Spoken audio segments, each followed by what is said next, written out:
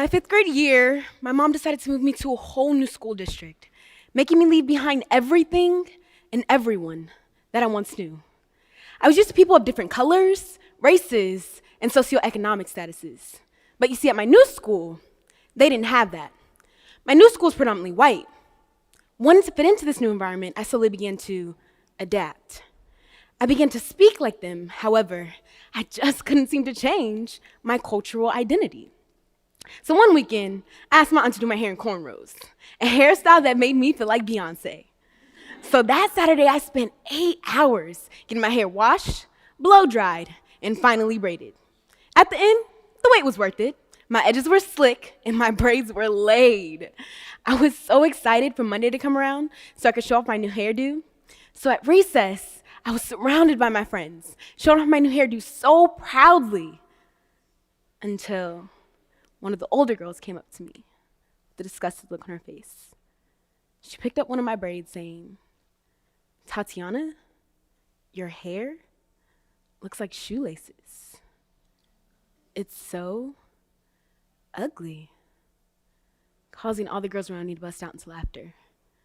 I didn't know what to do or say. Before she came up to me, I thought I looked like Beyonce, but they thought my hair, a piece of my cultural identity, looked like the dirty, ratted up laces on her shoes. So I developed this idea that my hair was ugly, that my culture was ugly, and that I was ugly. And my braids that made me feel so proud of my culture need to be taken down immediately. It was the summer before kindergarten, and my teacher to be had sent home an assignment requesting that each student create a self-portrait. I love to draw, so I was immediately excited by this. I pulled up my crayons, pink for the dress, black for the hair, brown for the skin. After hours of coloring and shading, my masterpiece was finally finished. On the first day of class, I sat anxiously through rules and introductions and seat assignments, ready to present my drawing to the class. But before I could open my mouth, a little boy asked, "Why is yours brown?" "Brown is ugly." I was completely taken aback. I looked to the teacher for reassurance, but she didn't even say anything. Up until that moment, I hadn't even noticed that mine was the only brown portrait in the room. But in that moment, with them staring at me and then back at their own skin, the only thing I did notice was our differences. They were white, and I was ugly. Nonetheless, I finished my presentation, but that idea and that comment stuck with me. From that point on, I would still use the brown crayon, but I would then scrape the wax off the top to lighten the skin tone. In doing this, I was really scraping off a piece of my identity because I was told it didn't fit.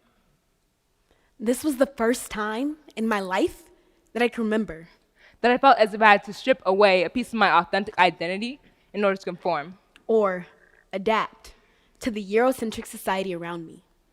Or in other words, code switch. So what is code switching? Well, we didn't know at first either, so we did what any sane person would do. We asked Google. And here's what it had to say. Code switching is the practice of alternating between 2 or more languages or varieties of language in conversation. And it is extremely important. It allows us to exist in multiple different spaces when needed. It gives us the ability to converse and relate to different people, both physically and linguistically. There are over 6,000 different languages in the world. That's 6,000 different ways to express yourself.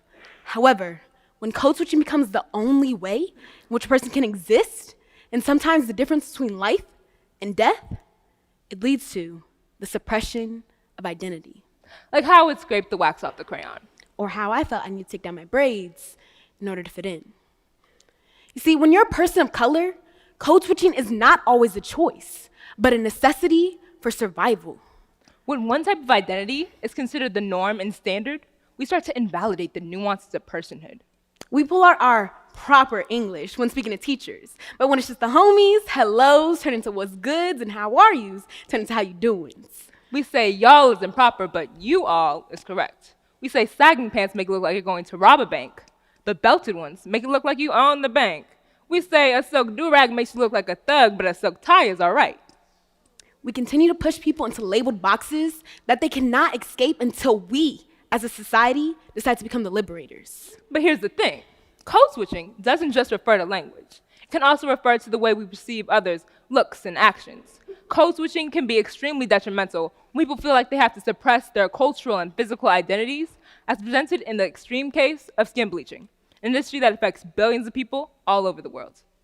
Because fair skin is seen as more appealing in society today, skin bleaching has become a global epidemic. Skin bleaching is very popular in parts of Africa, Asia, the Middle East, the Caribbean, and Latin America.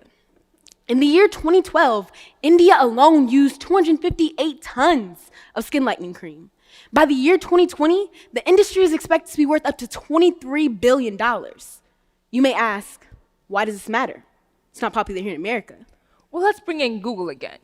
Historically, we found that discrimination based on one's skin color has led to systemic inequality in both social treatment and employment. It has even been documented as one of the factors in US prison sentencing.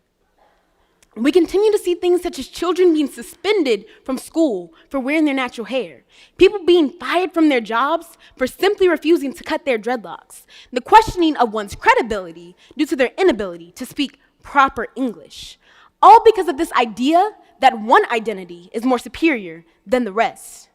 If we continue to view things such as lighter skin and straighter hair as more superior in society today, then the suppression of identity will be inevitable.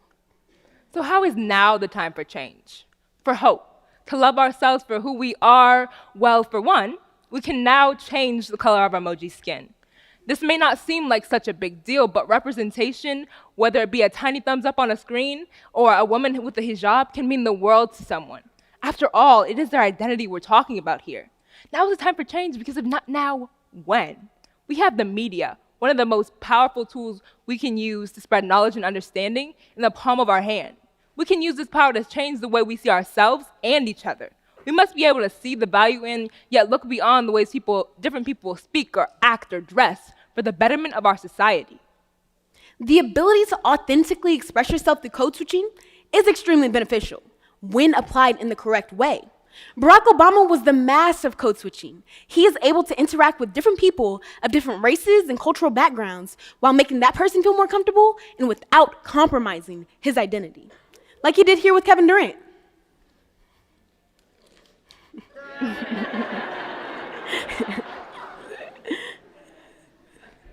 The skill of code switching is extremely complex.